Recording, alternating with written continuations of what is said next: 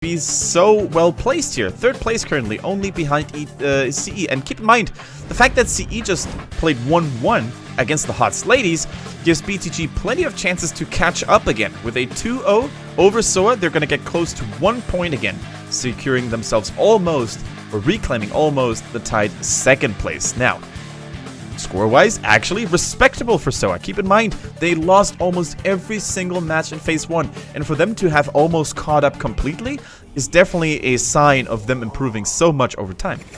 Oh god, yeah, they are massively catching up, doing a really good job so far. Let's see if they can keep it going, though, and try and move their way up in that table and get closer to that BlizzCon spot, as Tassadar becomes the first ban for BTG. Is it gonna be Ariel by any chance, Kendrick? I would agree so. I don't see another reason, or I don't see a reason why you would let it go through if it's a general's agreement, a gentleman's agreement to just basically get those two heroes out of the way. But unless SoA, of course, feels comfortable either playing against it or if they just don't care too much about the hero. There's these two options. What would a general's agreement be like? Well, they used to have them. Like, the whole point of, like, war in Britain before Cromwell's time, before that particular battle in the British Civil War, was the leaders of armies, in which case a lot of times would be knights or generals, would meet up before the battle and say, okay, so we'll meet up and have a battle tomorrow at, like, 8 AM? You're good? Oh, you'd like to sleep in a bit? Okay, how's 9 sound for you? All good? Okay, we'll fight then. And they just park a couple hundred meters away from each other and then just wait for the specified time. That would be a general's agreement. Did they also wish each other Did they also wish each other good luck, have fun before they started the battle? Yeah. Yes, absolutely. Just like, good luck in the battle. That's where it comes from. There we go. Probably good luck in the battle. Be sure to just remember, yes, we're killing each other, but everyone have fun. we have a good time here. Great employee benefits. Alright, there we go. History course with Tetra and Kendrick, now making you smarter in 2017. Yeah, that all changed when Cromwell came in and was cheeky in war by, for starters, just bringing really clever strategy and also not really partaking very, very politely in the whole pre-match ritual. Here we go. Here we go.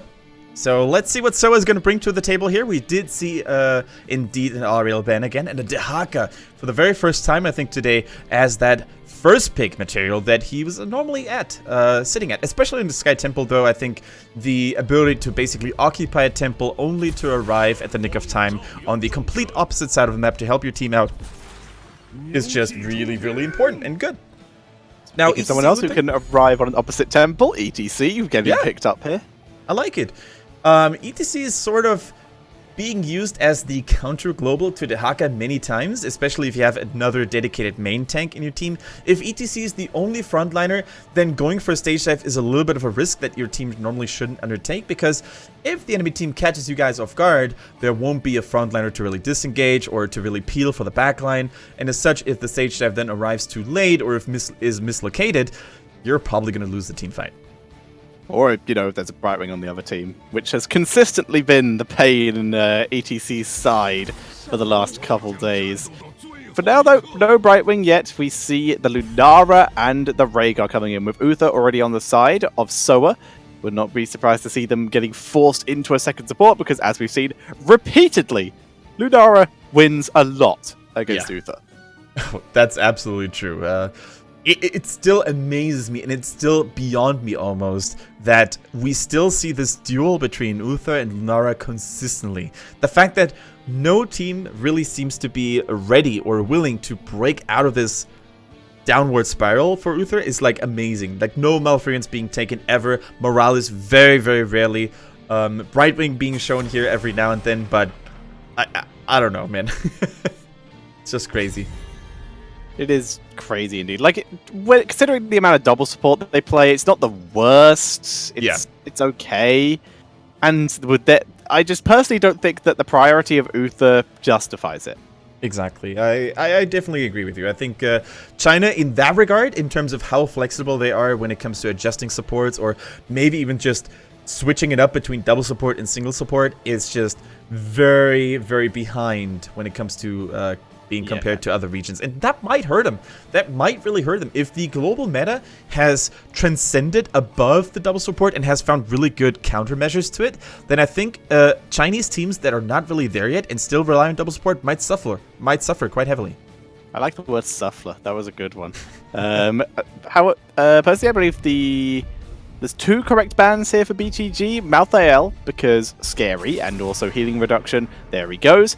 The other one would have been Karazim, because we know that SoA very likely are going to need the second support, and Karazim has repeatedly shown that he is 100% the best support to run against Lunara. Not because of healing, but because of the pressure he puts on. Full damage Karazim. The Lunara's biggest weakness is low health. She doesn't have any self-sustain. She very much relies on her healers to keep her alive. Yeah. If Karazim is able to keep the pressure on, then that can give Lunara a very rough time, but a lot of healing abilities very early. And the fact is, Uth is still healing the backline. Lunara's not dealing damage because she's trying to deal with the monk in her face. So Karazim, very effective against Lunara at this point. So wouldn't mind seeing that, especially considering Uncle G used to be the master monk. Wouldn't mind seeing that at all. Yeah, definitely a viable option, just like Zarya too. I mean, if Zarya was being locked in now, you would probably expect Uncle G on that hero, and Faye would then fall back on the main support, which he's more than capable of doing. Something that's also worth mentioning, guys, especially if you watch other HGC regions like Korea, Europe, and NA, there is no Tyrande here at all in China. She has not made it in here. That owl build that we've seen in other regions has been so good, except here. Yeah, Tyranna's been played once and lost pretty hard. And that's case closed. No on Sky Temple, and it did not work. This seems to be the thing with China. Like, with a lot of heroes that get used so often in the Western scene, it's like, okay, we'll try it. Okay, let's try Tyrande, see how it works. And it loses, and they're like, oh, all right. And then there's other heroes like Lucio, where it's like, okay, we'll try it. It loses 8 times in a row. You know what? I really think we're onto something here. Let's keep picking Lucio, and then they eventually start winning with it. Yeah, it's actually a very good comparison. The fate of Tyrande here reminds me of Anubarak in Phase 1, where Anubarak was the hotness. Everyone was using the Beetle King like 24/7, except for China. They played him a couple of times, they picked him in the wrong team compositions, they lost as a result, and we're like, nah, that hero is not good. Yep, he is. Exactly. Same scenario again. On the bright side, SoA bring out the stitches. We like the stitches here over on the Kendrick Swish channel. We are a fan, and they already have a lot of lockdown. Rhaegar is made out of paper mache when you talk about all that lockdown. Yeah. Li Ming as well isn't the strongest, with only solo healer Rhaegar. If he goes down, there's going to be issues. So now SoA. What do they want as their last pick? And of course, the fact that we have a tanky Stitches now in the roster as well tells us that ETC is more than likely going to go for that stage dive, as we talked about earlier. Stitches can definitely hold his own and protect his allies. Do we go for a Scourge here, by the way? I think this might be a pure Tribal game, to be honest. I don't think there's anyone that needs to be shut down in a Gorge like a Genji. Well, that is the question. I personally believe there's 2 heroes that are the correct pick here. Karazim still, and Brightwing. If it's Brightwing, I think they should go Gorge, because of that combo is just absolutely insane. If it's the Karazim, then they're fine to go for Pewter Bar. Yeah, definitely true. Although Gorge into 7-sided could be a thing. Yes, it could. Okay, it's on. Nice. Pressure onto that Lunara. The potential, you don't even need the Gorge into 7-sided, I'll argue. Just a hook into 7-sided would be absolutely amazing. So you don't have Lunara on your team. You don't technically even need to go slam build. You can go for fishing hook and just get burst from even further away. Petra, can you imagine that after the next big patch, when we're going to have Ana in the competitive scene, Stitch's hook into 100% healing decrease? There's no way to save him. That grenade is going to single-handedly change how the game is played. I think so too. The entire meta. I guarantee this. Yeah, definitely true. It might really have a significant impact. In fact, I think it does have. We'll see a huge priority on either banning Ana or picking Tassadar. That's Shields in general. Zarya, Tassadar. Even if Tassadar will get nerfed shortly after that release. Tassadar will get nerfed shortly after that release, in my prediction. But will still get a huge priority just due to he's the most shield-heavy support. Lucio will actually see even more play due to Sound Barrier. True. Zarya as well, yeah. We'll see lots of... These are my predictions. There you go. That's what we're going to see. Right. I just can't wait to have all that new content ready. But we're still gonna have to wait a little bit as we take care of that first game. No, they were just baiting me into that. I hate when they do these trophy shots, because normally that's the sign of, alright, we're ready to go, let's go, gentlemen. But today, the production crew seems to take their sweet time, which is fine. But yeah, I'm super excited about all that new content, man. The new battleground looks very promising. Commandant Varian. I want that Divas. Nostroya. I want Death. Oh yeah. Is there a name for that? I call it Death at the moment. Which one? The Deathwing Diva skin, which I call Death. A Diva the Destroyer, I think. Something along Diva those the lines. Destroyer. I'm sticking with Death. I'm sticking with D-Wing or something like that. Either way, ladies and gentlemen, we are loading in to game number 1 between BTG and SoA.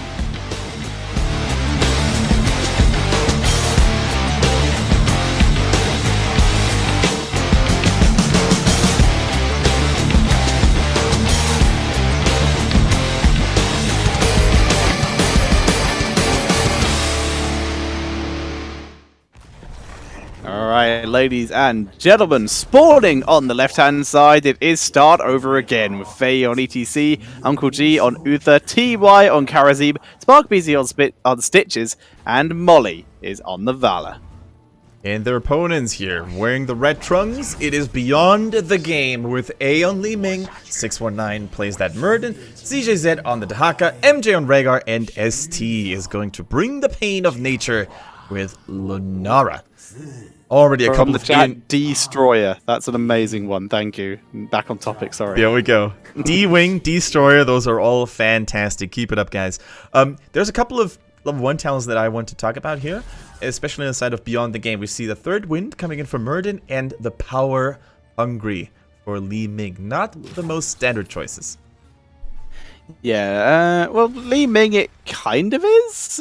Li Ming is one of the most, I would argue, probably has some of the most versatile level 1 talents.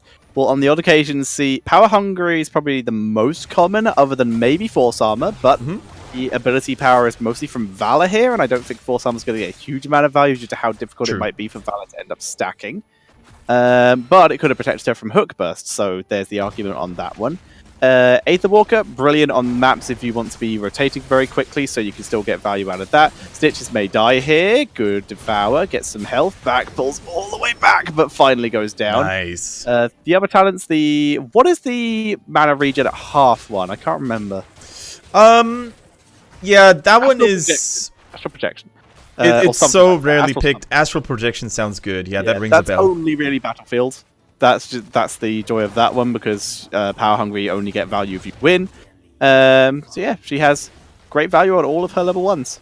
Exactly. In the meantime, 619 disrupting the rotation flow of SoA. It's really annoying when you have those feisty, tanky warriors that are so hard to kill, just constantly dismounting you, taking away precious seconds, which might bite you in the end, but for now, no major damage was caused on the side of SoA. In the meantime, we also see that both temples are not shared right now. The middle one falls over to SoA, whereas the top one is completely ignored. Top one is in fact completely ignored as SoA taking all the shots. BTG finally rotating up though. They wanted to get a little bit of extra XP so that if they get a kill, which is quite likely here, Uncle G dropping low down. He goes level 4, instantly hit. This was the plan. BTG pulling back, quick picking those talents as fast as they can. We see the domination, that lovely Thunder Zone or whatever it's called, Thunderburn, coming in from Muradin. Healing Totem, the Nimble Wisp, and Dahaka, he just wants Essence. So nothing unusual there. He also took a bite of some juicy beef here. Fee feeling the pain, also getting harassed by Lunara, uses the guitar solo to keep himself sustained for now. But I think SoA, regardless, still did a good job getting the majority of tower shots off here. Huge portion of that middle and a couple of tower shots in the top lane as well. Depending on how long or how fast they can rotate, they might even squeeze out a couple of more shots. But despite the fact that they were doing such a good job with the temples, they're still falling behind in overall XP, mostly due to Dahaka, but also because of Li Ming rotating much more quickly in the bottom lane. And this is a huge wave as a result. Karazim should really not miss it. I think he does. So SoA instead appear to have been abandoned the objective of what little was left of it, and instead went for mercenaries. Karazim grabbing the Siege Giants. He's still going to miss a huge amount of XP bot lane actually, so that was a pretty decent rotation. Stitches and Valor were doing their Bruiser camp. Rhaegar is doing the Siege Giant camp for BTG, so that at least is going to clash in the bottom lane. little bit slower actually, so that actually means it will fight on their side, which is actually more preferable. Right. But the Bruiser Camp very, very early taken here. If they were planning on using it for the bottom temple, then they can't now because it's going to be on cooldown. All right, Muradin going in with a flank here. 619 gets shut down though with one hammer of justice to the face. We see a Calamity build here, by the way. Dominance build for Li Ming at level 4, providing a little bit of health regen whenever she gets a takedown. And that can oftentimes lead to those crazy combos where you're so close to killing Li Ming, but then pops up another takedown and she's almost back to good health again. Yeah, and that's what makes that kind of build of Li Ming. Li Ming is one of those amazing hit. Oh, hang on, stun onto Muradin. Lots of CC dropped. Dwarf Toss was available though; they weren't able to lock him down long enough. But Li Ming, in my opinion, is one of the most fun heroes in terms of design because she is absolutely the definition of a hero where if you play badly or you pick her into a bad comp, you would think, wow, this hero is useless. I do no damage. I feel like I'm tickling them and they just heal it back up. But if you're in a good comp and you're able to play it really well, you're like, this is the best hero in the game, and I'm a god. Whereas we see Lunara trying to be a god, pulling forward, trying to get the damage onto Uther to pick him off, and there's the kill. Can they get ETC with that Ghost Uther healing him up? No, they can't. Ghost Uther to the rescue. Ghost Uther to the rescue indeed, keeping ETC and Vala safe and sound, at least for now. But, you know, Li Ming is starting to make a little bit of an impact here. She's definitely delivering a message here and saying, you know what? If you guys don't pay attention and get chipped down too much by the Lunara, I'm going to be the one to finish you off. Combo after combo will be landed. And for now, though, there's just one lone dwarf, soon to be reinforced, though, by the Doge and Li Ming. Let's see. Yeah, I think they got this under control for now. The big advantage here also is, of course, that Dehaka has that mobility ready, that global mobility, whereas ETC still needs to soak at least 1.5 levels. It landed, but A was on point to teleport away, not getting picked off this time. Also not landing the orb, but it's like SoA are just happy to remain calm, and they're also very lucky that BTG did not actually grab their Bruiser Camp.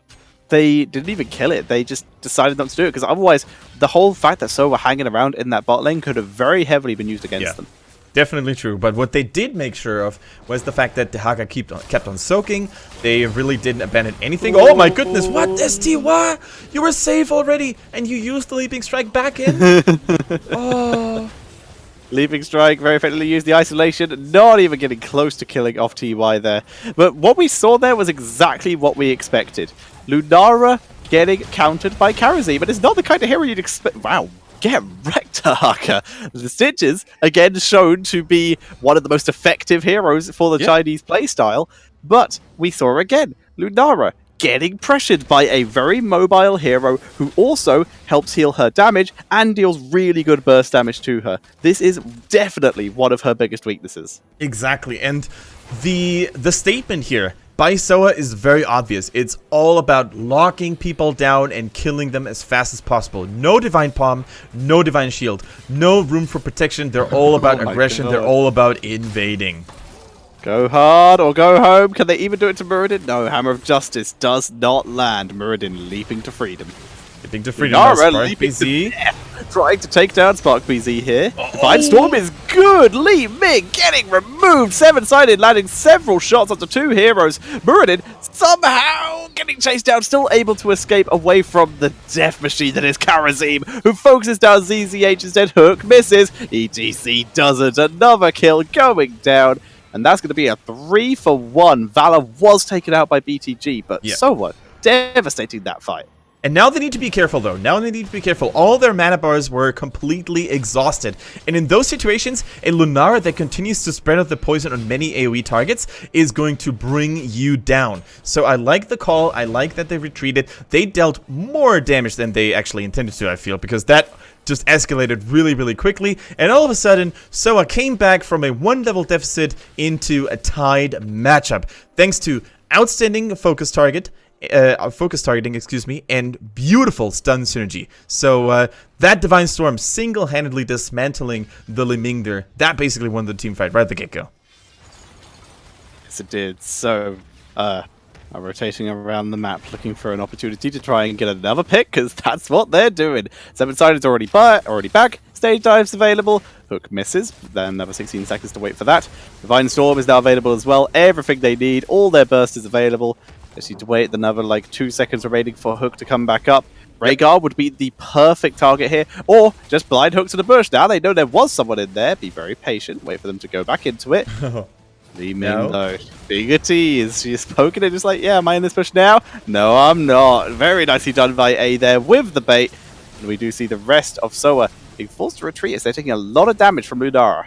Yeah, ETC is too patient. He didn't really go in when it was good to do so. Level 13 is now here, and BTG immediately toots the pedal to the metal. They try to utilize this talent advantage.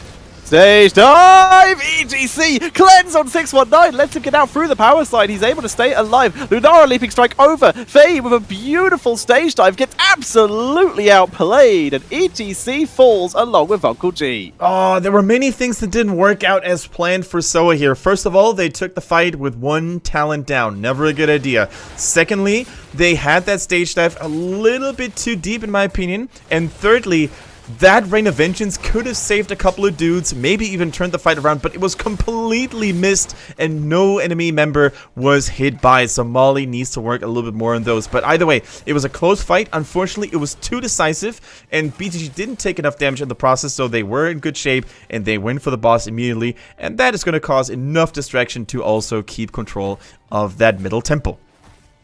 Like we said, that beautiful move by the Rhaegar, cleanse onto Muradin, keeping him alive was a huge saving grace there.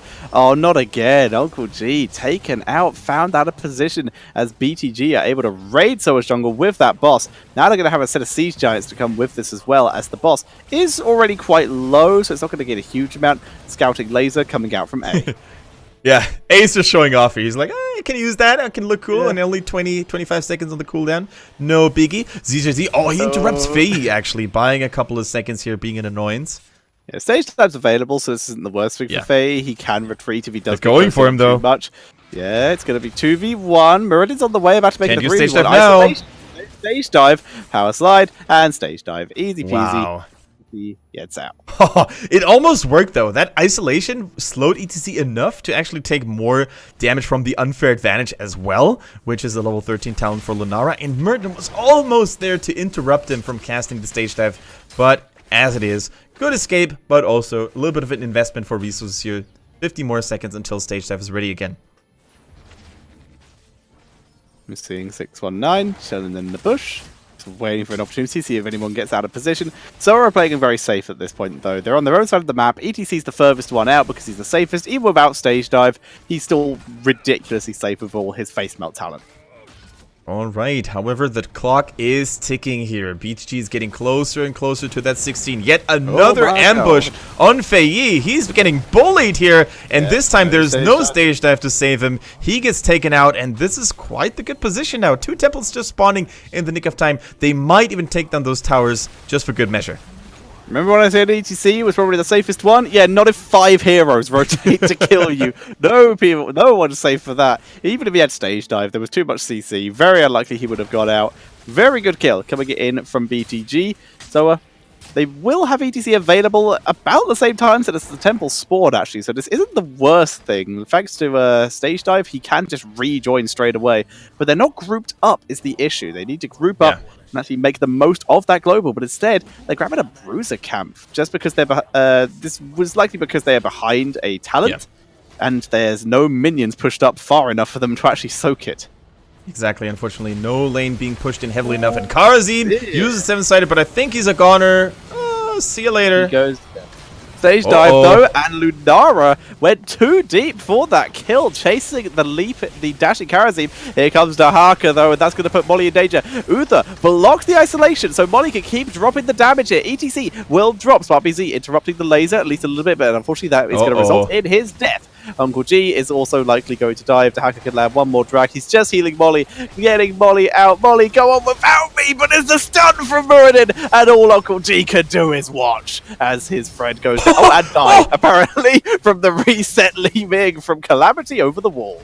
Ace just a merciless mage here, destroying one SoA member after the other, diving even behind the gate with just a sliver of mana left, all calculated, baby. And that effort, though, did you see how they cancelled the vault animation by Vala? Molly was almost safe, but that last second Stormbolt, followed by that Licky Sticky Tongue, was too much for him to handle. And BTG on fire right now. It was so good, just dropping that Stormbolt, preventing Vala from escaping. And now it is only TY trying to fight Dahaka 1v1. Not able to do anything with it though. Vala's back at least. Uther has returned as well. But right now it's about to be 19 versus 16. Huge lead for BTG at the moment. 619 pulling back away from that temple. They get the final shots. And he was too low to stick around anyway, even if he hadn't. So fair enough. And now, of course, that top keep could get ambushed and backdoored by the Haka at any given moment. He brush stalks to one of those top bushes in the top lane, and especially while a temple phases up, for example, and it's almost impossible for SoA to save it unless ETC counters it with an immediate stage dive and keeps him at bay. But yeah, that top keep, excuse me, is not gonna make it for much longer. Yeah, this is actually cool. We saw it in previous games as well, but we didn't really get the chance to talk about it. This straight up comparison by two similar players in terms of roles is just really awesome, and you can see a big difference in KDA. A is actually just outperforming Molly in any way, shape, or form, except for the first one. I think that was damage. Done on yeah, there we go. So right now, Molly is doing more damage, mostly due to the AoE that he's able to do, the multi-shot, even though he's not built into the talents for it, still getting a large amount of value there, whereas Li Ming is mostly just not only poke damage until a full team fight happens, so she's able to get those resets going, CCH putting on pressure, but everything else, the KDs, Vala's been killed off several times, Li Ming is doing a great job at staying alive. Well, that just goes to show, Tetcher, that damage numbers aren't everything. Oh my goodness, TY going for a flashy dismount to save his buddy, but even the Putrid Bell having to be used here. That's a long trail of goo. But yeah, it goes to show that damage numbers, just like in those more casual game modes, isn't everything. It's more about assists and takedowns rather than, you know, just dishing out large numbers. Yeah. I don't think... So we're about to find out this is happening. Uh-oh. They scout it. Stage dive. ETC stage dive. ETC stage dive right now. Stage dive, and it's too late. They don't step on the point. They need to get kills here. They focus onto Muradin, who gets Ancestral. Isolation on the backline. Vala has no abilities right now, but is still dropping very decent damage numbers. Smart BZ, though, is dropping. Li Ming is popping off, getting 4 members. Can she get a 5th? Can she ever? And that's a full team wipe by BTG. They're just going to go through top and probably end the game. Yeah, they destroy this middle keep. They don't even care. The boss is in the bottom. That was a full team wipe. Ming Lee delivers the pain. And BTG is beyond the game here, quite literally against SoA. They just popped them off. There was a little bit too late of reaction here by ETC, and then they failed to walk on the platform. A tiny mistake that turned out to be the crucial one when it comes to winning or losing the game. Well played, BTG. GG. Game 1 to BTG, and that is an important one. They want to get a 2-0 here, so that they'll only be 1 point behind. 1 point. Is it going to be 1 point? Because CE went 1-1 today, right? Yeah, exactly. Okay, so yeah, they will be 1 point behind CE if they're able to take the 2-0, and that's going to be a great position to be in moving into the final week for earning that BlizzCon spot. And of course, it will create some distance between them, the One, and SoA, so they're going to be able to be in a little bit of a safer position again. Yeah, oh my goodness, man. It just feels good, man, to have those combo resets, and A just delivered hard. There's no way you cannot give him the MVP vote.